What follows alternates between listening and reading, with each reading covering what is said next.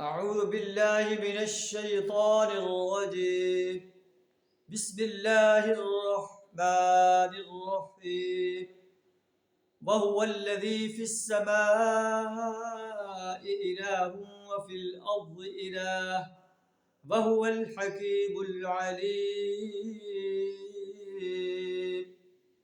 وتبارك الذي له ملك السماوات والأرض وما بينهما وعنده علم الساعة وإليه ترجعون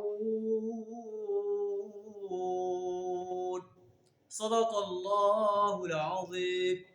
سورہ زخرف آیت نمبر 84 اور 85 آپ کے سامنے تلاوت کی۔ اس میں اللہ تبارک و تعالیٰ اپنی وحدانیت عزت کو بیان فرما رہا ہے۔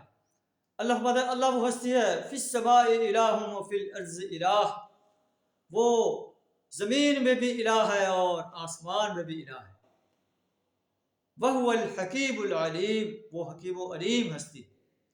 بابرکت ہے وہ ذات جس کے ہاتھ میں آسمان و زمین کی بادشاہی ہے اور جو کچھ اس کے اندر ہے۔ قیامت کا علم اسی کے پاس ہے اور اسی کی طرف تم لوٹائے جاؤ۔